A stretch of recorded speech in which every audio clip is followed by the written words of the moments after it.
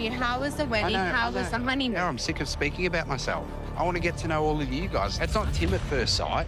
It's all of you to try and find out. It's disaster at first sight. I can't die on this hill charging this mother knife. Someone's got to back. I love this season. I love the women this season. These women are on fire. The way they held that little man's feet to the fire was amazing. And for him to storm off in his little baby Gap clothes, it's like, seriously, what's wrong with you? Sit your bum down. Why are you embarrassing yourself? The way he tried to deflect and the way they all kept going at him. Oh my God, I was here for it. And none of the women stood on his side. And the audacity to try and gaslight these women. They could see him for who he was and they understood him and they held his feet to the fire.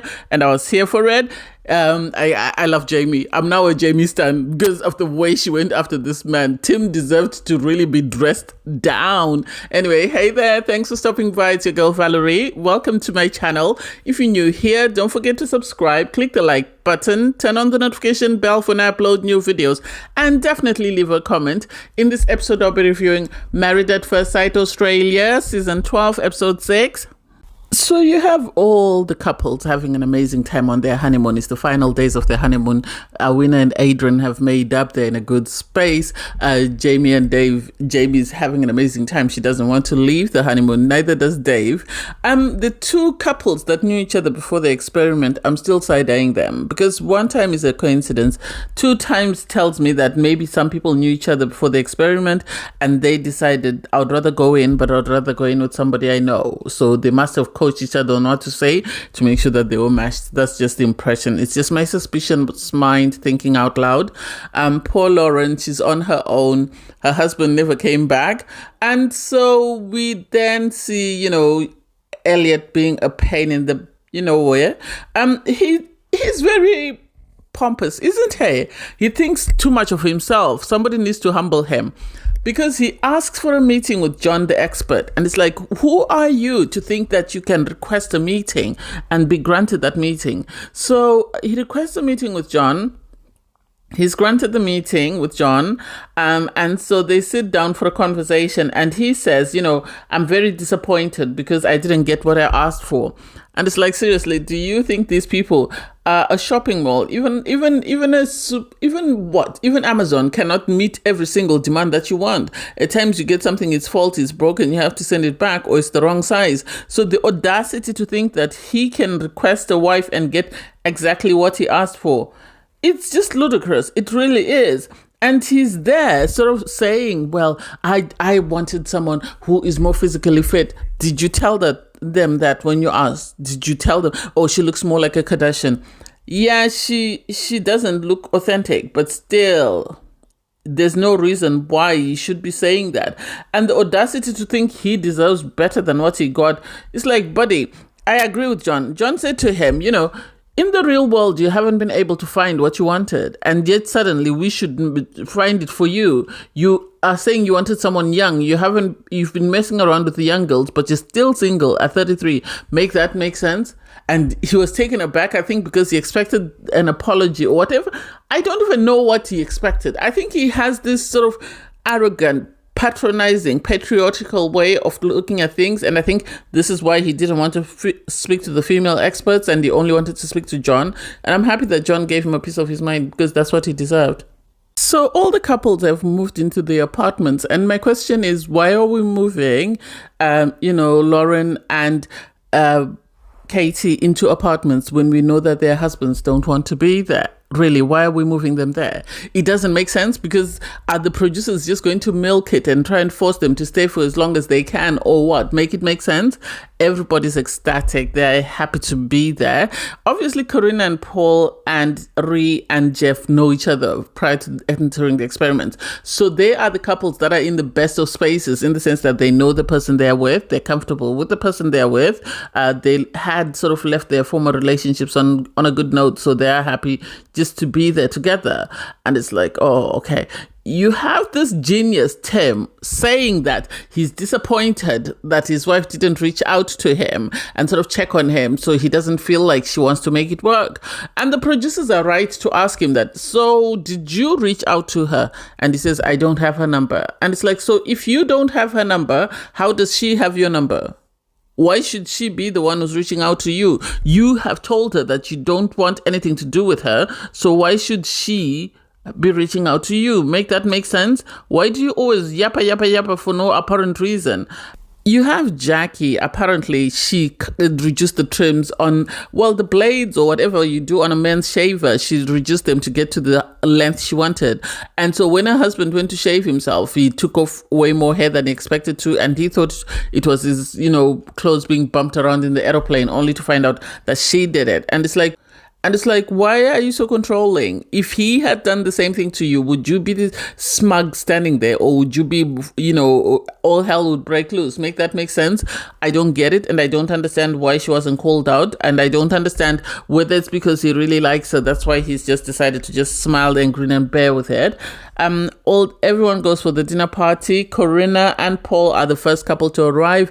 They are in the best of spaces because we all know they went on one date. They were sort of talking and then things just fizzled out. So they're very happy that they're in the space that they're at. They're trying to rekindle their connection. So they arrive there. They're the first couple to really seem happy in the experiment at this point. They're followed in by Dave and Jamie is ecstatic. Jamie's always bouncing off the wall. She's always here, there and everywhere. So she is giddy and she's excited. And I think she's giving me, was it Lauren from last season vibes, whereby if anything goes left, she is about to tackle it.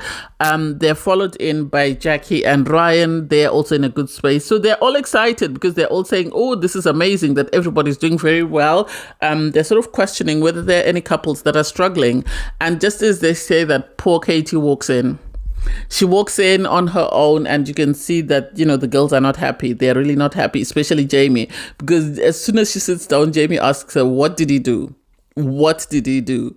And, you have Katie sort of reveal that on wedding night, he woke me up because we decided to sleep in separate bedrooms. He woke me up and said that there was no spark and he didn't know whether he should stay or leave. And it's like, why is he asking you whether he should stay or leave? If he wants to leave, the door's open. He can leave. He shouldn't put it on you to say you're the one who told him to leave. So as the girls come in and sit down and have conversations, they all find out about what happened on Katie's honeymoon with Tim, and their blood is boiling. Jamie is on fire. She's ready for war. She's ready for war. She's ready to tear this poor man apart. And so I can't wait to see what happens when Tim comes in. So next to come in is Sierra and Billy. They are in a very good space. They are matchy, and they really seem cute. They're followed by Ashley and Jake, and they seem at peace as well. They seem very happy. So it seems, Ashley is close friends with Katie, so she sits down with Katie to sort of find out what happened. And then Katie goes into detail to describe exactly what Tim was expecting. And the more she talks, the more riled up the girls get. And it's like, I pity this poor man. He is about to get a mouthful when he comes in. They're followed in by Ashwina and Adrian. They're in a very good space. Everybody's happy for them. And then Tim came in, if I'm not mistaken. So when Tim came in, you could see that the girls were really feeling some type of way. They stood up to greet him, but they were also side-eyeing him. And you had Tim have the audacity to say that I'm waiting for Katie to come and greet me. And it's like, why are you so special? Who told you that you're the prize? Please, somebody give you a mirror so that you can actually look at yourself. You have Morena and Tommy come in. Everybody's giddy and excited to see them. You have Ree and Jeff come in. And then you have finally Lauren walking on her own. And everybody already knows who her husband is. The men are not surprised. The men are not surprised because her husband was talking a lot of crap. I love the fact that prior to Tim coming in, you had Katie try and sort of be a voice of reason, because I think she could tell that the ladies were riled up. So she went to the guys and sort of asked them that, please, could you be nice to, my husband when he walks in? Please support him and be protective. And it's like, nah. He lost that right the moment he opened his mouth and said stupid stuff when he looks like that. That's when he lost that right. Had he been someone who's very good looking, the audacity to come wearing tight-fitting clothing that looks like he's been to baby camp doesn't even make sense.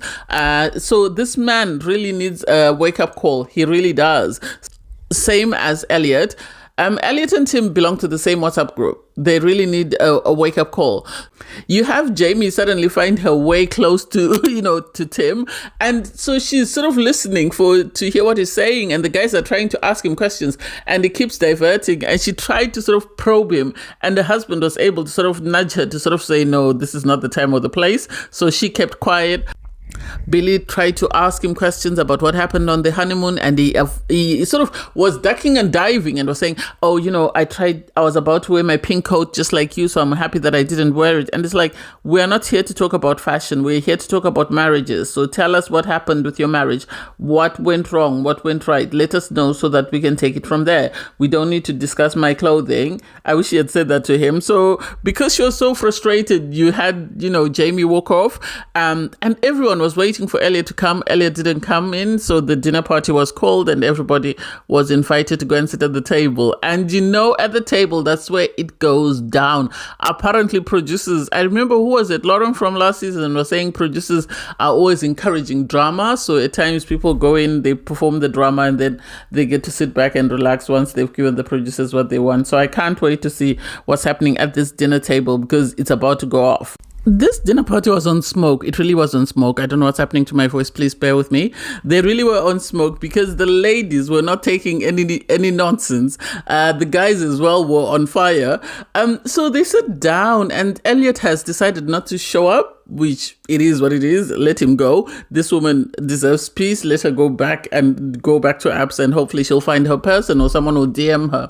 Anyway, so the guys and the girls start asking Lauren, what happened? Where is your husband? Why didn't he turn up? And so Lauren reveals that, well, on day 2, he left because he felt that, I wanted 1 child, he wanted 5 children. He also had other things that he wanted that I wasn't. So he wanted someone who was 25 years old, and I wasn't that. So he left, and everyone just knew he was going to leave because he had already told the guys that if he doesn't get what he wants, then he's going to leave. It is what it is. And then I'm here for Jamie. Jamie could see through Tim. The audacity for Tim to sit there and say to his wife, it's your fault that everybody is coming after me. Why did you not protect me? Why did you not defend me? And it's like, this woman asked the guys and the girls to say, please, when he walks in, please be nice to him. Don't attack him. Please be nice. And this is why people like Jamie were sat down and not saying anything. So you have him sort of starting to blame, Katie. Oh, you are the reason why we're here. You didn't even ask me about myself. You didn't want to get to know me. But we also ask him questions. Oh, this is why. Maybe you need your lack of experience. And it's like, seriously, the audacity. You, a PE teacher, criticizing a CEO. Make that make sense? Make that make sense? For you to say she doesn't know what she's doing. Seriously, how did she get to where she is in life? The audacity to use her trials against her and criticize her because she hasn't asked him questions. I've been asking you questions. I've been wanting, where is the proof? Mavs, we need the proof. Show it to us because we need to see it. And so he spun it, and then you had Katie sitting there like she wanted to cry. And so Jamie wasn't having it. Everybody tried to ask him about his marriage, and every time he would flip it round, until Jamie actually came and sat next to him and said to him, I want to know what's going on with you and your wife. No, I'm here, I'm speaking to Tony. I want to know about Tony. No, you're not here for Tony. You're here for your wife. I want to know what's going on between you and your wife. And he wouldn't answer anything. And it's like, the audacity. At one point, you had Jamie so wound up that she had to ask her husband to go and pacify her. That's how bad it got. And from there, you had people like Karina also corner him, and he wouldn't answer anything. You had, Morena corner him. Every other woman in this group was cornering him, and he wouldn't say what was wrong. And it's like, seriously, it's the audacity for me. It's the audacity for him to think he's the prize. The audacity to think he's better than everybody else. I can't wait to see what the experts say to him, because he deserves a good telling off, because it's unacceptable for him to demoralize someone and make someone feel less than just because he feels inferior. Seriously, the audacity for him to storm out in his little tight-fitting shirt that was sort of showing his tummy and his buttocks. It's like, seriously, this man, He really gets on my nerves. I can't wait for the, for the commitment ceremony to hear what the experts say, but I don't think there's going to be a commitment ceremony. Maybe next week, Sunday, because it seems like there are going to be some tasks. There wasn't anything mentioned about a commitment ceremony, which really is devastating for me because I would have really wanted him to leave. Apparently, he's since lost his job and he's complaining that people are coming after him. And it's like, watch yourself on TV. See how you come across and then understand why people... I don't condone violence. I don't condone bullying. But this man has the audacity to gaslight his wife on TV and then be upset that people are calling him out. Make that make sense? I don't get it. Anyway, thanks guys for watching. Please don't forget to like, share, comment and subscribe and click the link in my video to watch my review from episode 5. Bye guys.